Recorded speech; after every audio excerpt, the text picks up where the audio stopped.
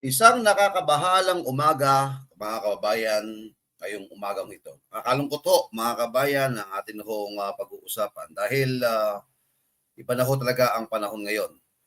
At ito nga po, mga kabayan, no, isang DDS vlogger. Talaga hong ako, masasabi ko, mga kabayan, na ito pong mamang ito, ano ho, ay sadyang tunay nga naman na sumusuporta po kay dating Pangulong Rodrigo Roa Duterte.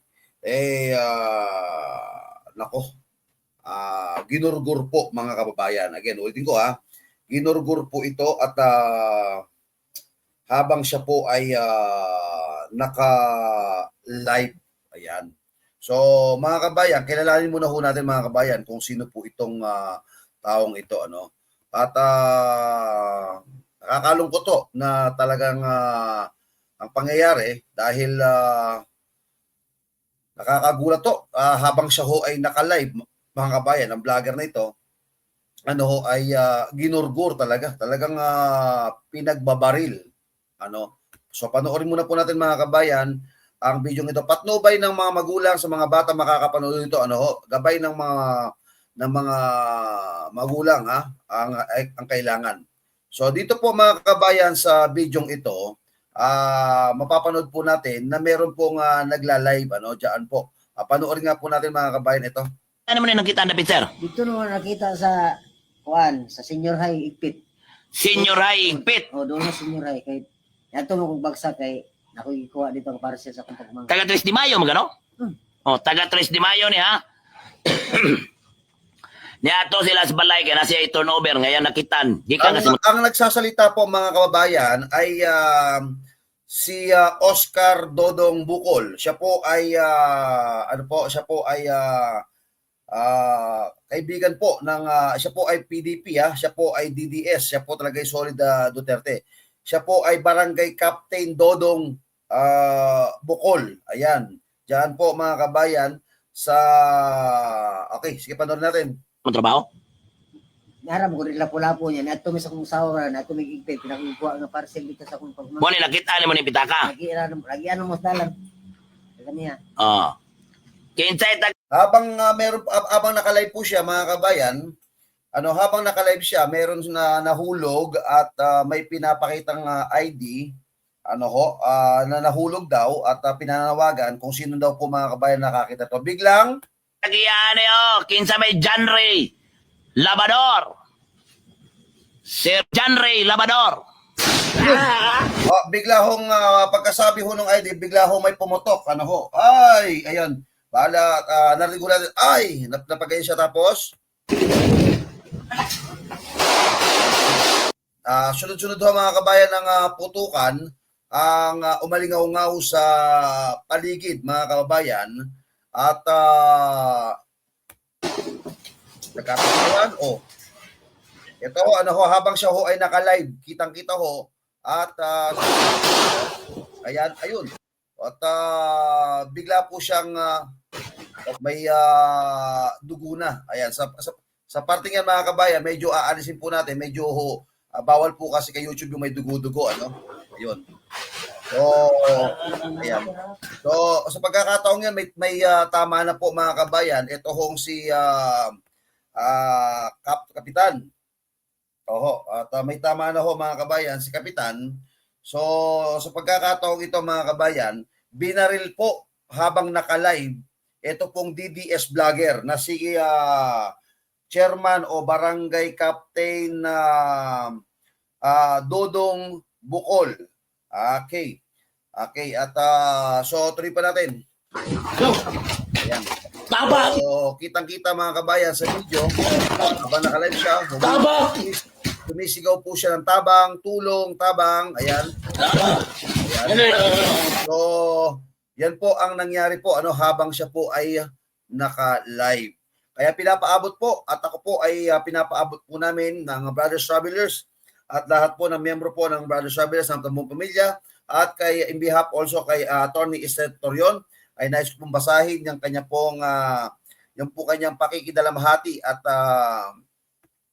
yung pong kanyang mensahe para po sa mga naulila po ni Captain Ray, Ray Bukol.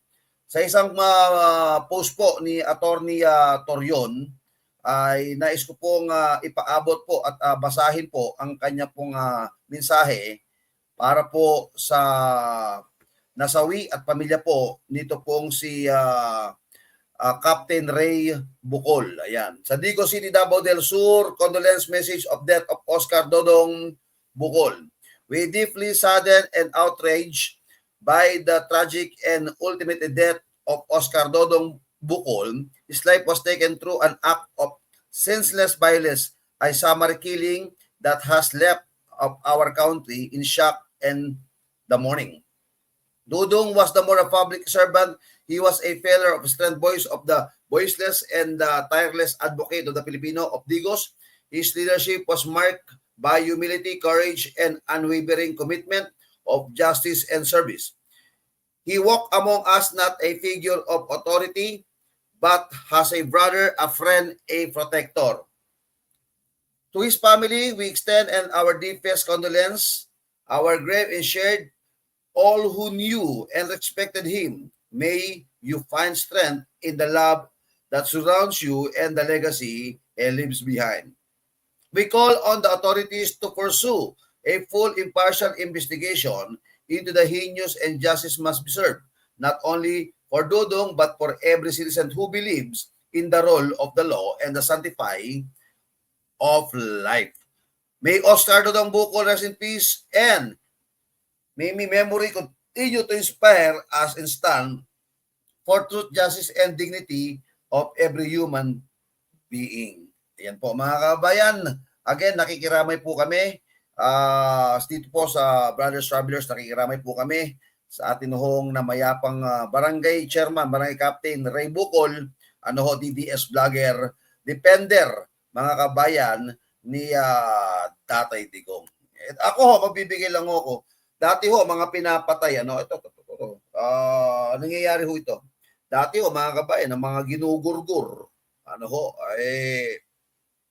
yung tinitigbak, ginugurgur, mga adik, nung panahon po ni Tatay Digong. Ngayon ho, mga kabayan, dati ho, ngayon, ang pinapatay ho, yung mga binabaril ho, mga kabayan, yung mga, eto na nga, mga kabayan, itong mga media social influencer. Ibig sabihin, mga kabayan, pero balita ko natin, meron daw po kasi itong binulgar, Oo, meron daw po ito kasing pinasabog na expose. Ito pong si Kapitan, kaya ito ho ang naging mitya ng kanya hong buhay. Kaya ho kami mga vlogger, naamin po namin, delikado po buhay namin dito. Totoo yan. Hindi ho basta-basta ho itong ginagawa ho namin para sa bayan. So, again, nakikiramay po kami, at sana ho ay nakita nyo na mga kabayan ang ginagawa ngayon. Ito na nga. Ito na nga mga kabayan, ang nangyayari ho sa atin ngayon ay tela baga na ang nangyayari ay mga vlogger na ho mga kabayan ang pinag-iinitan. Okay, di ba? So mga kabayan, again ulitin ko po, okay. Dobling ingat po tayo mga kabayan, Dobling ingat po tayo.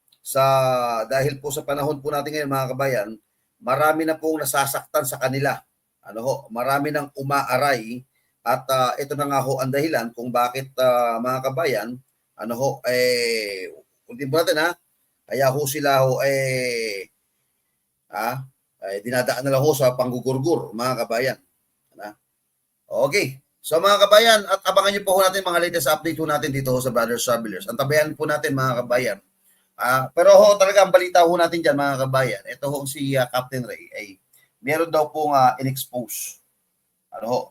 Meron daw po siyang binulgar, meron siyang pinasabog na maaring may nasagasaan, yan. Oo, maaring meron siyang nasagasaan diyan. Kaya ho ito ay yan, talagang nagurgur tuloy. Again, ulitin ko, nakikiramay po ang Brothers Travelers at sa lahat po ng pamilya po ni Captain Ray Bukol. Maraming salamat po. Huwag kalimutan mag-like, mag-share at mag-subscribe.